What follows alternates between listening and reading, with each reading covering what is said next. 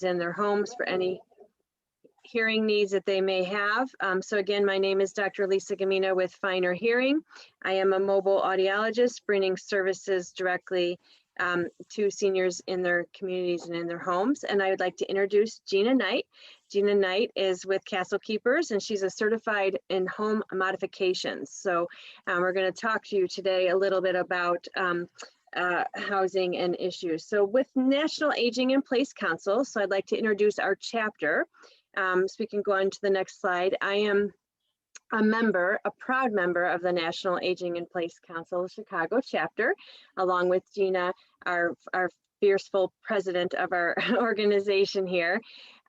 So we're a Chicagoland chapter bringing professionals together for you in all the aging areas that we're going to talk about today. So we're going to go ahead and go to the next slide there. And when we think about aging in place and we think about our council and what we look at the number. We're all getting older and wiser. And by 2035, there'll be more people over the age of 65 than there are under the age of 18. So that's an incredible number. And when I talk about my services in audiology, I'm always looking at the 75 and older population because we are all living older. And if we look at these projected numbers here, it's an incredible number. So this topic of just aging in place, our council that we've put together of all the services that are necessary for aging in place here. So then when we talk a little bit about what is aging in place, we have a very kind of nice definition that I'd like to just simply read with you. It's a term, aging in place is a term that we use to describe a person living in their home of their choice for as long as they are able to as they age. It encompasses the ability to be accessible to any services, assistive tools, or other support that might be needed in the person's chosen residence over the time as their needs change. So this is what we define as simply aging in place. And when we've developed these councils and these chapters, we have components that we talk about that are important for the aging in place master plan, we call it. And so we can go to the next slide, and this talks a little bit about the master plan of what is important as we're aging in place. One of our topics is housing, health and medical, and that's where me as an audiologist falls into. We have financial and legal, transportation, and community and social access. So these are the main components of putting together a whole plan for someone to be successful in aging in their home.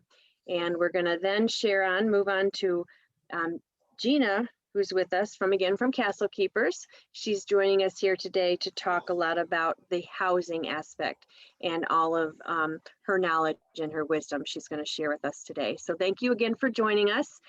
So I'm going to turn it over to Gina. Thank you so much, Dr. Lisa. Again, my name is Gina Knight, and my company is called Castle Keeper, and I am a certified aging in place specialist, and I'm also the founder and chairman of the National Aging in Place Council, as Lisa mentioned earlier. I have over 30 years of construction experience in both residential and commercial real estate, so I handle all the design and project management as well. So as Dr. Lisa mentioned, a big part of what really is all about aging in place is that master plan, and what are we going to do? Because it's not just one component, there's many components involved in order for you to be successful in aging in place. So when it comes to housing, we talk about really three main components, and they are tidy up. And what tidy up is basically the downsizing, the actual cleanup of your home so that it is safe. So my main example of that is some of my clients, I'll go into their home and they may have like stacks of magazines or books and things of that nature. Well, as your mobility changes as you age, the problem is we tend to want to reach onto those things. And what unfortunately will happen when you do something like that is you are going to fall with that stack. And statistics will show you that the one most important part of aging in place is preventing the fall, because the fall turns into a spiral, and it's not a good spiral. It's typically a health spiral down. So we want to make sure that the home is tidy up and that the furniture plan, if you will, things have enough space for mobility. So that could be someone using a walker, could be a wheelchair, it could just be assistance with a caregiver. All those things are part of the very important components when I do a home assessment to make sure that they're going to remain safe in their home. The next step is really that design and home modification plan. And that's determining, based on each client, what do they need and what level of needs do they have. So some clients can have very simple things like maybe a grab bar. We all hear about grab bars, right? So it might be something simple as a grab bar. But then I have other clients that it's the complete other extreme, and they might need like a walk-in shower. They might need a roll-up kitchen sink. They might need, if dementia starts to be a problem, we want to make sure that even their appliances are safe so that no fires occur.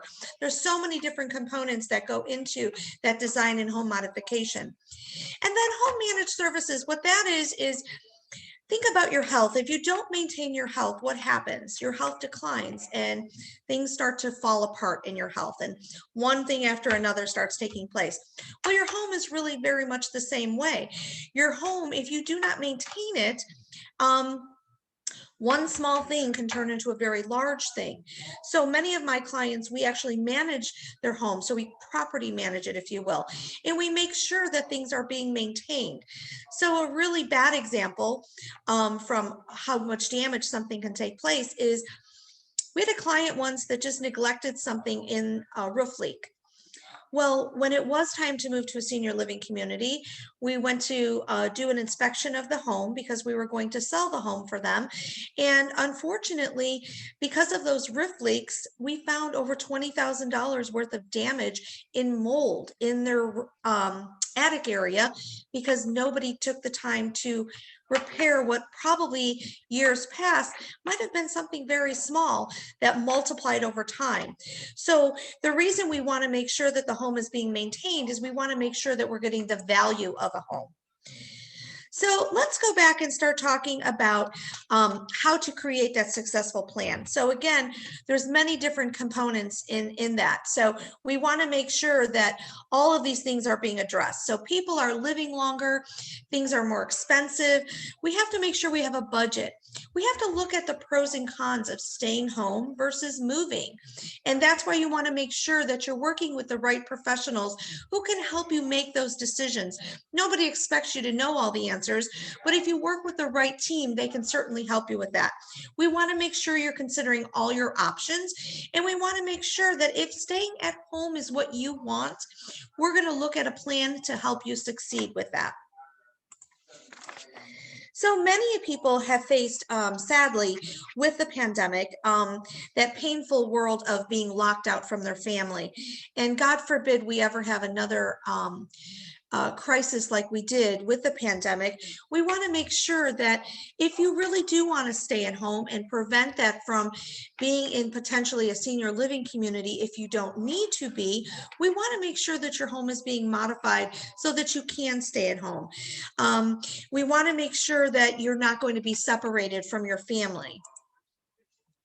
As I mentioned, our home is really our biggest value, and it's usually the biggest asset that we all have.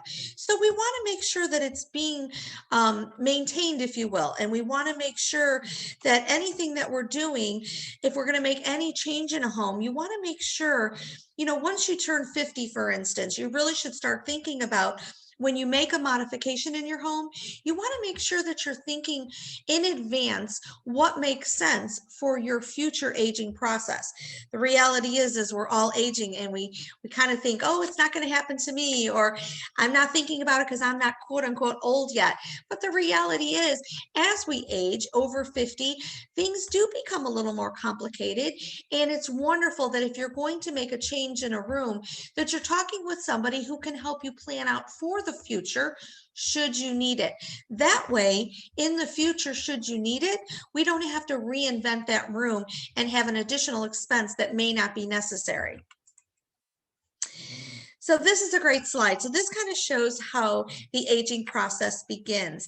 And people think they're just going to live forever. As you can imagine, there are people that, you know, who are 90, who are skiing the Rocky Mountains. But then on the other hand, there could be somebody who's 65 who can no longer even drive. So it really kind of depends on your health. And most of the time it's how well you've been taking care of yourself, but sometimes it just doesn't work out that way. It could be a crisis of a fall. It could be uh, maybe a car accident and you become disabled. There's many different things that can have an effect on what your life plan might be. We just want to make sure that as we work with you, that we figure out what are the right stages that make sense for you and how we can help you get to this, this future to stay forever in your home, as we say.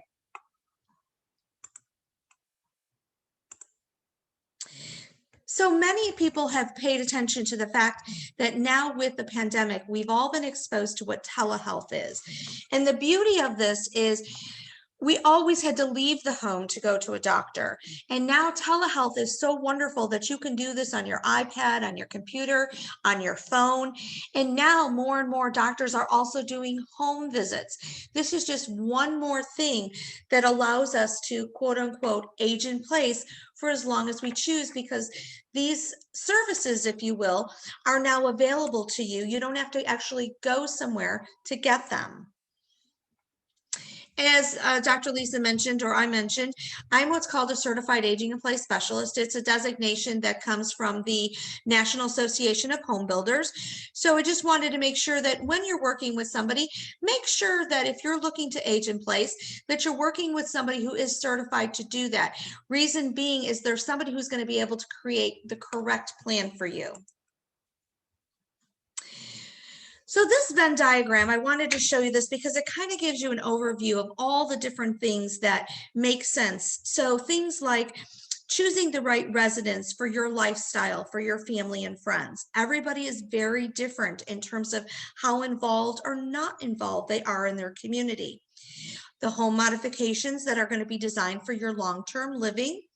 And that managed in-home medical care and caregiving support. Those are going to be other really large components that you might need in this aging process. And lastly, we want to make sure that you're feeling safe, but we also want to make sure that you're connected to your community. Now, that could be just being involved in different things, having transportation available to you. I'm sure everybody's heard of Uber. There's lots of different things that are available to get you from a transportation standpoint to things that you do want to be involved in. Another big component with aging in place is making sure that you have that professional team. And if you look at this slide, you'll see very important components. The first being that CAPS home designer, someone who's going to provide those home modifications. An elder law attorney, that is someone who's also going to help you with any of those legal documents that you might need. Having somebody who can do financial planning or equity options. So I'm sure many people have heard of reverse mortgages. That's another component. In-home health care, that could be both medical and non-medical. You may hear the term private duty, and private duty refers to non-medical care. Private duty is things like your basic daily living tasks. So it could be companionship, it could be someone helping you with your laundry, making your bed, meals, things of that nature. When it comes to more medical things and things like medication and stuff, that's when it's the home health side of it and more of a nursing end of it. You're also going to potentially have on your team both occupational and physical therapists. Those are other professionals that might be important to you depending on your current health situation. Next, I wanted to talk about the ages and stages of your home. So what I'm referring to is all the different rooms within your home all become different components of your aging plan. So earlier today, I mentioned the thing about an attic. So it's an area that we don't visit, but a lot can be going on there. So we want to make sure that all these different things are being explored. Your bathroom, for instance, we want to make sure that the right modifications are being something done in a bathroom, should you start to do updating maybe before you have any mobility issues or before you have any other aging issues or needs. We want to make sure that if you're going to do these things, that we're doing them in a manner such that it will help you in the future. So that's why I refer to it as the ages and stages of a home. This slide is telling you basically how you could do things from a very, what I'll call advanced process. So if you look at this picture of this home, these are many different things and many areas that can be addressed in a home. However, keep in mind that everybody doesn't have the same budget or the financial abilities to do some of these changes. So this plan that you're looking at here is what I refer to within my company as a level 3. And what I mean by that, it's very advanced, it's very aggressive, and lots of changes that can be done for anything that potentially can happen. But we work with families on all levels because not everybody has the same abilities to do all these things. So I break it down into levels. So level 1, for instance, are really some of your basic things that you have to start thinking about as you age. The first one is having a bathroom on the first floor. That's going to become very important. Why? Because we want to make sure you're staying off the stairs if not necessary. Stairs, of course, are just the #1 thing that can cause a fall. So we want to make sure there's a bathroom on that first floor. We want to make sure that there's a minimum of 32-inch clearance for doors. The reason I mentioned that is many doorways are so tight that if you were using a walker or a wheelchair, you physically can't get through them. So those are things that maybe some of those areas need to be widened so that you can stay in the home and age along with that walker and or wheelchair. Same thing with hallways to accommodate medical beds. We talked about grab bars for bathrooms and shower areas. One of my favorites is an adjustable handheld shower head. And the reason I mentioned that is, especially if you're using a caregiver, or if you're even sitting in the shower, meaning like sitting in like a shower chair, having a handheld shower head is wonderful because then the water is not pelting at you at all times, and you can actually control that water by using a handheld shower head. Some of these changes are really simple, but they can make a huge difference in your safety as well.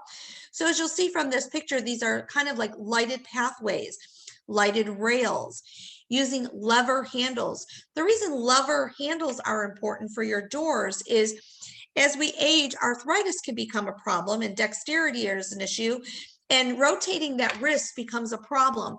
If you have a lever handle, it's something that you literally could open a door with your elbow. Same thing with rocker switches. Rather than trying to grab onto one of those little light switches, rocker switches, again, you can use any part of your arm and it's going to turn that light on and off very easily for you. These are some of my all-time favorites. The last thing I want is anyone being on a step stool trying to get to those blouses or things that we don't wear all the time that might be on that higher shelf. These are wonderful things. They're adjustments in your closets that basically bring the things to you. So that picture on the right you see, that's kind of like a laundry area. That's a wonderful place to do that as well, let alone in your own closet. But these are wonderful features to have throughout your home. Simple ramps might be something that you're going to need as well. So as you can see from these pictures, there's simple ramps coming in and out from maybe an outdoor area, or sometimes it's within the home.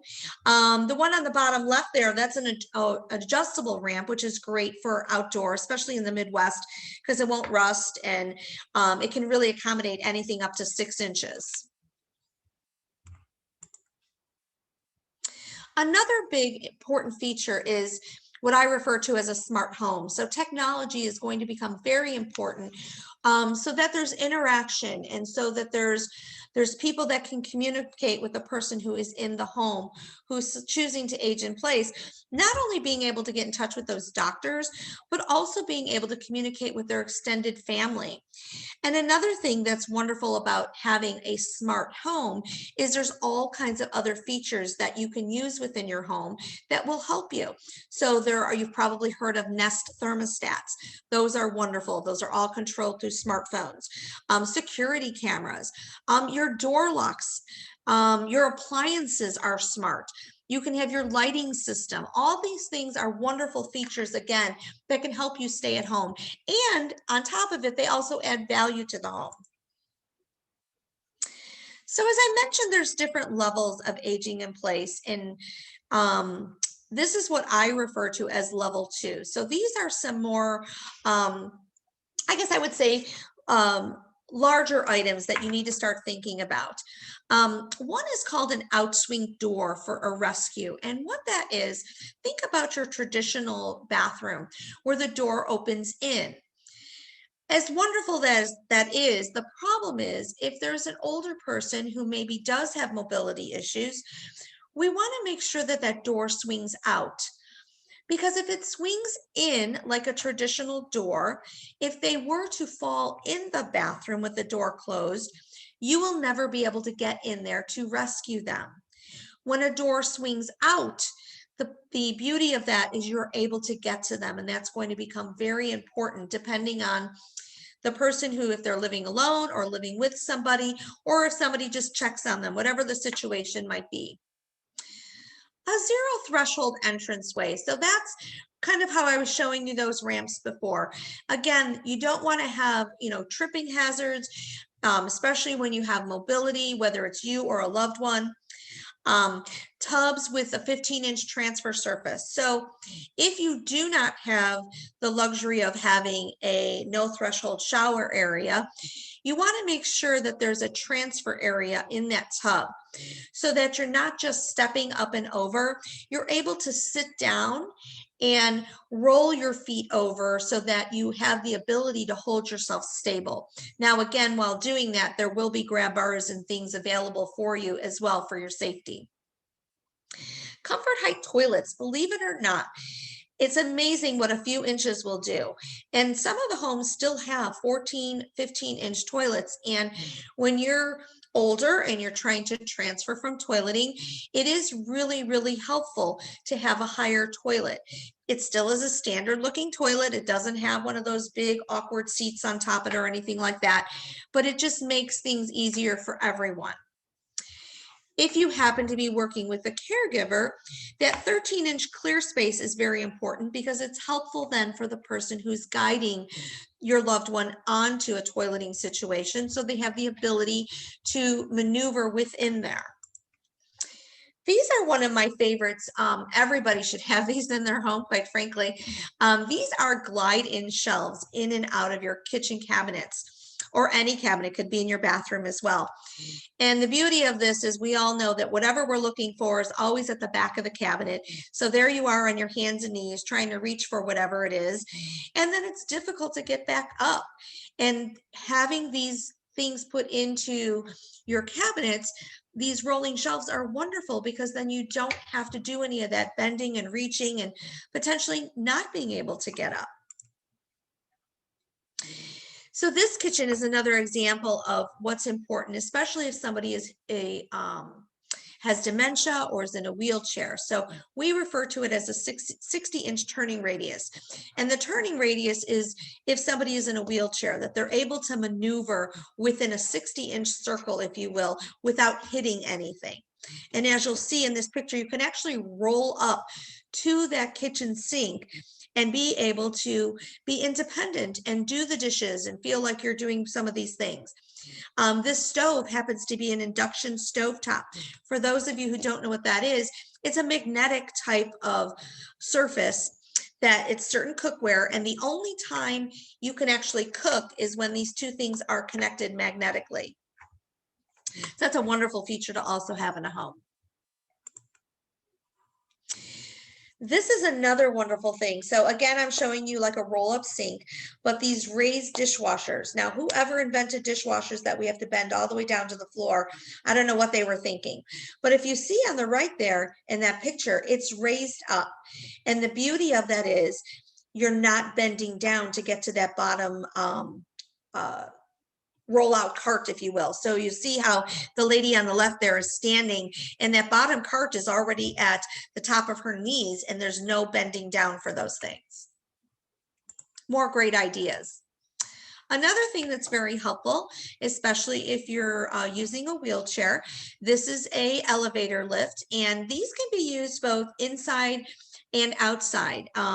We have to think about outside simply because, you know, again, we live in the Midwest, and if this was on an outside porch, we have to make sure that it has the ability to work outside as well. So these are wonderful features to have. Again, you can still live in your home. Just because you're in a wheelchair doesn't mean you can't live in your home, but you have to be able to have things that are going to help you.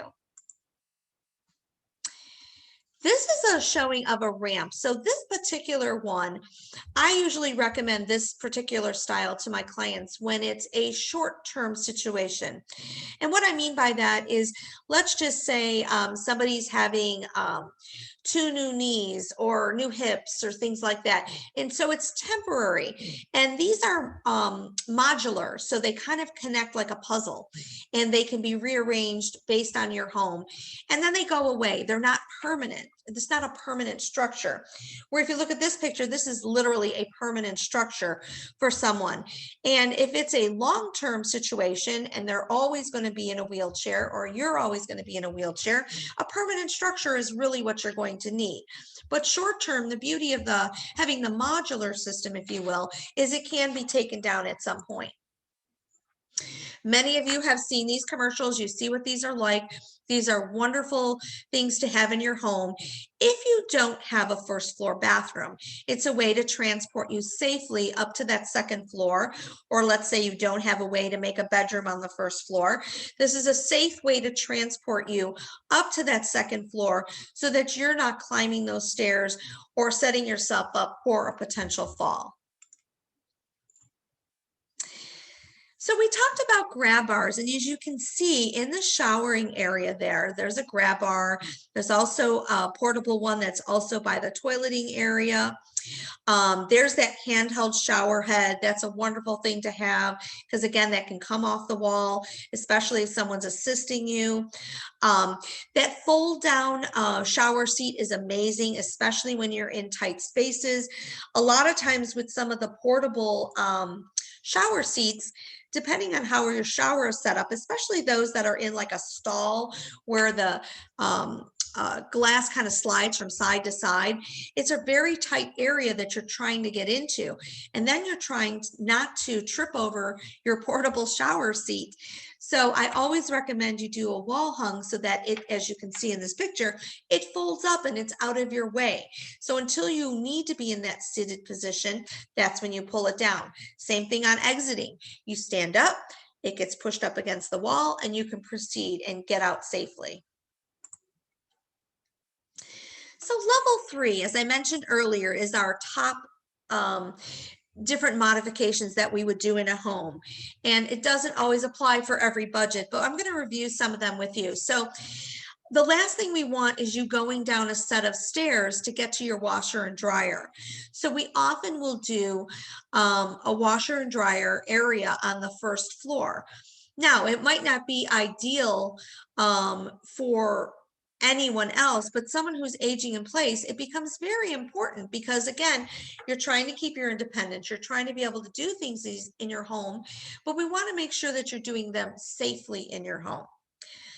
I love motion lighting. So one of my favorite things that we do for clients is when you wake up in the middle of the night and you're heading to the bathroom, for whatever reason, we tend not to put the lights on.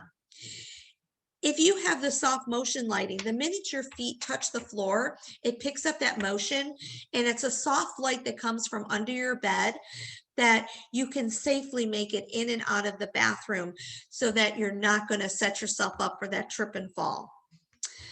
We talked briefly about smart appliances, smart TVs. There's even medication dispensers that will remind you when to take your medication if you're somebody who might forget those things. Again, technology and the advancements that we've had have allowed really anyone to be able to stay in their home for a really long time, if not literally forever, simply because there's so many different advancements out there for you to do so. So I just wanted to give you an overview of all the different things that you can think about and why I suggest, you work with professionals who can help you make some of these decisions and at least know what's available to you out there. This is what it explains, like I said, being connected to those family members. That's so very important that you continue to be connected. And it's very simple. Somebody can help you prepare these things so that all it is a simple click when it's time for you to be talking to grandchildren, your kids, whatever that might be. Even telehealth, again, is so important that you don't necessarily have to leave the home. We also talked about that last thing with that managed home services. And again, the reason these things are so important is we want to make sure that you're getting these things done and you're maintaining things in your home. A lot of our clients who we do the managed home services for are often widowed women who maybe their husbands used to handle all these things and they're not sure who to turn to or who to trust and what really needs to be done because their spouse used to handle these things. So that's, again, just another service that can help you stay in your home, but also make sure you're maintaining the home so that should you at some point truly need to move to a senior living community, we want to make sure that that large asset of what you think the home is worth, that it really is worth that because the home has not declined. It has been taken care of, and it really is going to give you that big nut that you might need for your long-term care. So that's always very important to keep in mind. So at this point, I'm going to turn it back over to Dr. Lisa.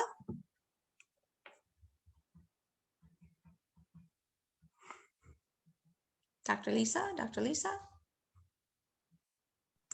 Hello there. Yes. So things we need to consider is how we can afford to stay in our home. And we have to definitely look at all of our options and want to consider everything that we can do to maximize our time that we do have left in our homes, especially if we do have to eventually move into a senior community or a different living situation. Let's advance to the next slide there. So when we're talking about our community of professionals that we have put in place in our community together, we all want to work together for one common goal. And it's getting ourselves as best as we can, aging properly in place. What's nice about National Aging in Place Council is we are professionals that represent everything that Gina mentioned in our presentation today. We have all the expertise that can kind of really piece this puzzle together for you. So you're not on your own. You're not making the decisions. We have professionals that can look out for us as a team. And that's why I'm a proud member of the National Aging in Place Council here. Okay, so we're going to go on to the next slide, and this is a great quote from Dr. Phil. If you don't have a plan, days turn into weeks, weeks turn into months, months turn into years, and before you know it, you're looking back saying, I should have had a plan, right? And Gina, you reminded me of something for myself. I'm approaching putting trust together and wills together and financial planning for my family because I'm starting to age in place and needing to prepare for my future, my kids' futures, and my parents' futures. So upcoming events that we have as our National Aging in Place Council Chicago chapter, June 21st, we're going to talk at 6 p.m. about our health plan. We're going to talk about health plans that are available. July 6th at 4 o'clock is legal and financial planning. And also on July 20th, we're going to have 6 p.m. senior living advisors and senior transitioning. So these are all important topics for our plan. So we all have a plan we have to do. So thank you, Gina, for sharing everything you did today. Modifications that make the most sense. And me being an audiologist going into the seniors' homes, I see these things. I see piles, and I'm thinking, oh, I've heard my colleagues talk about all this, and it's just a fall waiting to happen. And that's the beauty of what we discussed today to really prepare. So check out our website, the ageinplace.org website, and you can always email our Chicagoland chapter for member information, programs we have outgoing, at the Chicagoland at ageinplace.org as well. Again, so thank you. We want to open this time up for questions that anyone in the audience may have. And you can always reach out to Gina and myself regarding questions as well at any point. for us. Correct. Thank you. Mm-hmm. I have a quick question. Sure. So I guess my thought, or one of my thoughts, I guess, is that, all of this would be pretty overwhelming, especially like in a sudden situation, like you talk about an accident, there's a fall, something like that.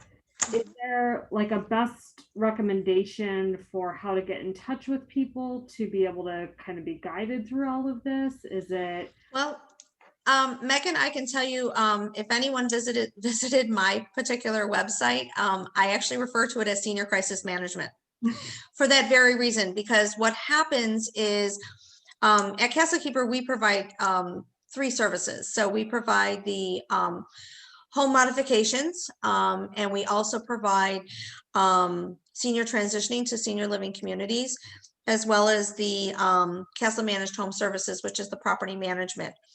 But the bigger thing behind all that is it typically stems from some sort of a crisis, some unexpected event that takes place in the family. And that's when I usually get the call. And most of the time, the family's not sure. They don't know what they don't know. So they don't even know where to turn, what to do, what to think about, what not to think about, and all these different things. And that's the beauty of just even the NAIPC, the National Aging in Place Council, is we're all connected to all the different professionals who can help in whatever that might be. And I have, when I developed the Senior Crisis Management Plan, the whole idea behind that is we can help a family with no matter what their needs might be, because that crisis is very overwhelming, not only to the senior, the older adult themselves, but the family who's also trying to be of help, whether it's the children or extended family. And sometimes we're talking to, seniors who don't have family, or not local family. So, each situation is very, very different, but that is exactly why we have developed what we've done, is that we actually can help you with that crisis, because it does typically stem from something like that. Right. Especially like I'm just thinking about my mom who's in her 70s and lives in a different state, and just how to kind of help her with these services or get, guidance to assist her even from where I am. Correct, exactly. So NAIPC, if you go to that website, theageinplace.org, depending on where your mom lives, there are chapters throughout the US, and you can always reach out to me or Dr. Lisa, and we can certainly get you connected with the right people. Very good. That's awesome, because I know that's one of the biggest things is just not even knowing what the first step to take Right. is.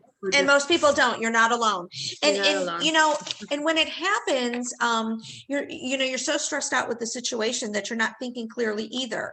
Right. So it's wonderful to have, those trusted people.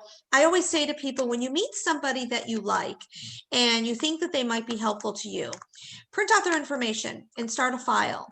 And when you do need it, you have a place to go. But you might not need it for 5 years. You might not need it for 5 months. You might not need it for 5 days, whatever that might be. If you have that file of resources that you can turn to when there is a crisis, it's a wonderful thing, because you've already met this person, whether they were giving a presentation or that your friend Susie used them and they were amazing to Susie.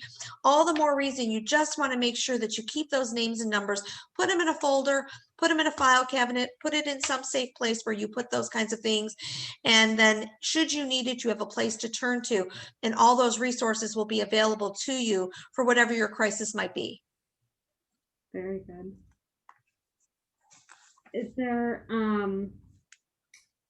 my one more question. Is there anything that from both of you, professionally, that you can think of that is like the biggest concern for seniors or aging in place, or I guess maybe one of the biggest challenges?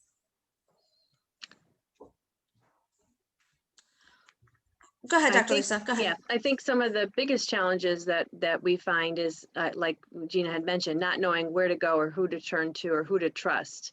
Because, as a senior, it's a vulnerable population too, for lots of fraudulent things to happen. And I think one of the biggest challenges is to, get this knowledge across. Knowledge is power, and knowing that there is ways and resources that have been put in place to guide a senior through this transition and their family members, I think is one of the biggest challenge.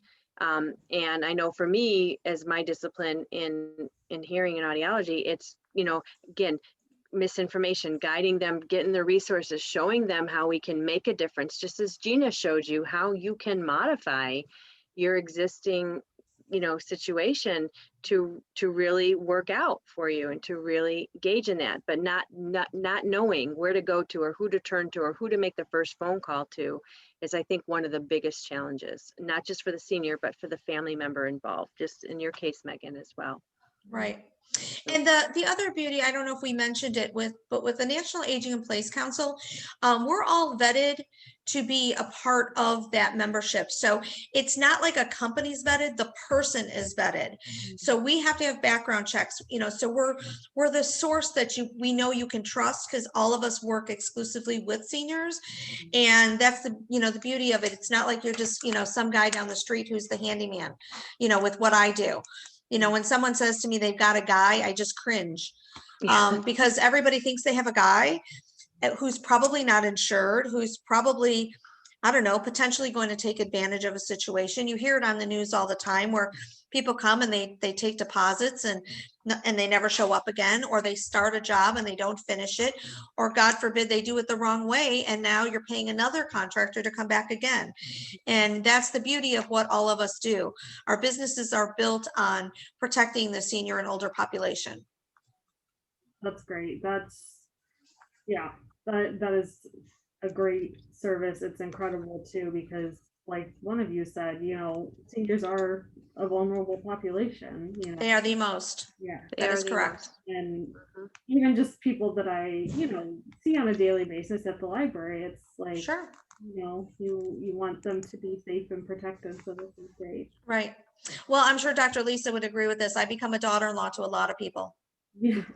Right. Yeah, I become like part of their family, and I'm like very protective of what they need and how they need it. And, it's wonderful to have all of us, we often work together with a client depending on what their needs are for that very reason, because we're all protective of what they need and we want to make sure they're taken care of. Yeah, and it's not just working with the client, it's working with the client and their entire family. And for me, it's engaging in communication and opening that up. And what I love about our resources that we have is we know what each other does, and we can, we have resources that can be trusted. And when I say we can go to aginginplace.org and we can find our resource, I know I'm giving you a resource that it's been checked out, it's good, and you're going to find very beneficial services. And we become part of everybody's family. I think it's the beauty of what we do. And it's an enjoyment that I get out of it, especially in the difference that I can make in seniors' lives as well. So we all want to make a difference. We all want to help. We all want to guide our seniors to just age in place comfortably and just know safely that they have resources that are available to them, and for their families.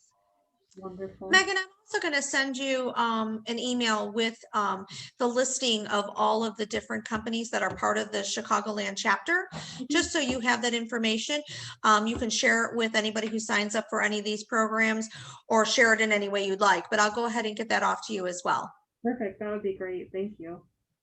And I think that's it for everything. I'm going to go ahead and say thank you both for being here today. You're so welcome. Really beneficial Thank you. information. I do really appreciate it. And I'm going to